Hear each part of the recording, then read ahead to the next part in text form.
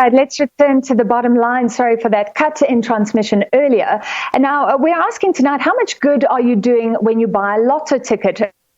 According to the law, remember, a portion of the revenue of lotto ticket sales can go to worthy causes. But the Department of Trade and Industry has launched a probe into some lottery-funded projects. And yesterday we spoke to a journalist from the socially conscious site GroundUp, who said that there was evidence that the Commission had paid out more money in grants to companies who had already been involved in questionable and unfinished lottery-funded projects.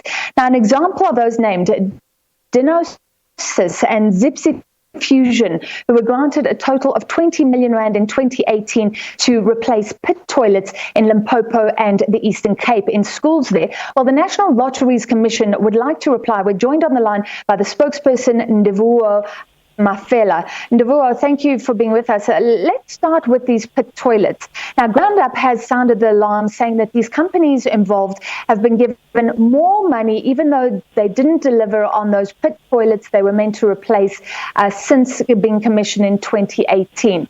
Just tell us what you'd like to reply to, and we'll bring up some pictures that you sent us as well. Francis, the NLC has been a subject of the campaign, a relentless one by GroundUp and Mr. Joseph for quite some time now.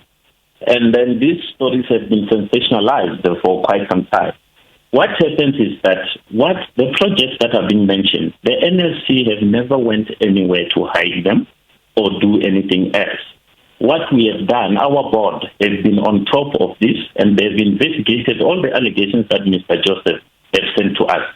With regard to the toilets, some of them are there, and we can tell you today that the only schools that are left to rebuild these toilets is only 2 schools in Limpopo. But GroundUp sensationalized this whole story as if the whole National Lotteries Commission is corrupt, only to find out it's even less than 10% of the grants that we make in a financial year. Yeah. All right, let's just look at his claims. Raymond Joseph said there were 10 schools, then 8 in Limpopo specifically, where the pit toilets were meant to be replaced. He said 2 already had toilets given by someone else, and then these companies just gave another school a lick of paint and worried about the windows. So are you saying that's not true, that actually all the schools in Limpopo have been covered? The project was for 10 schools in the Limpopo province and 10 schools in the Eastern Cape province. The Eastern Cape province project has been completed fully, 100%.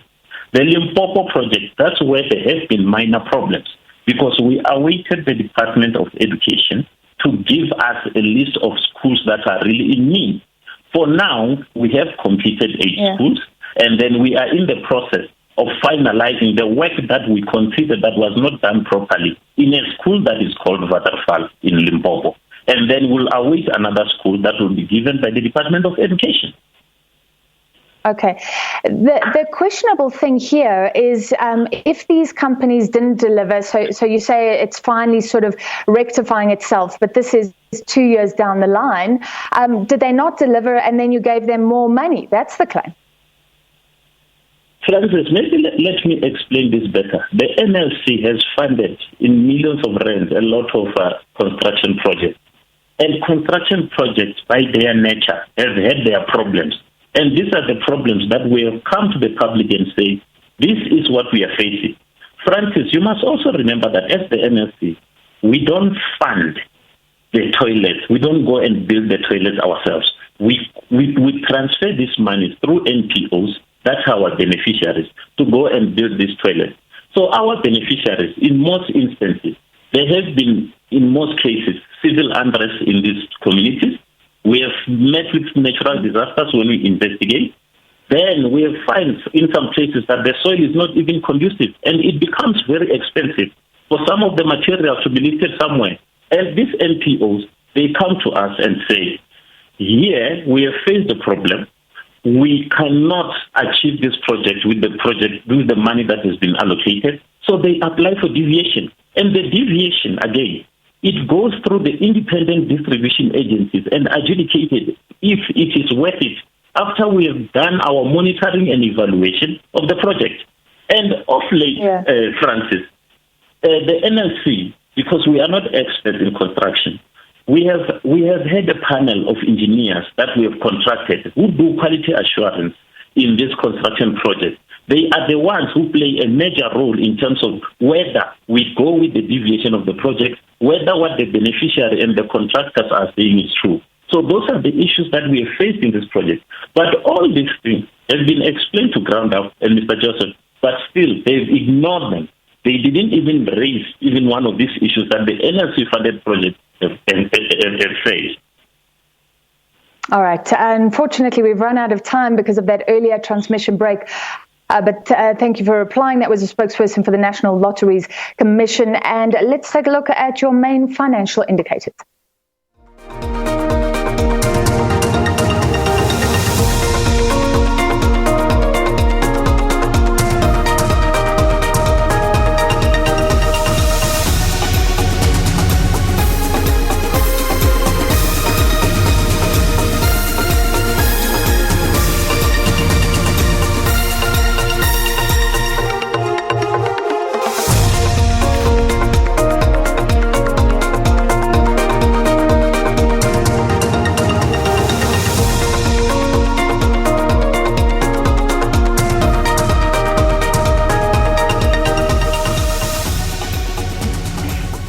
That's a wrap. That was your business news. The bottom line. Good night.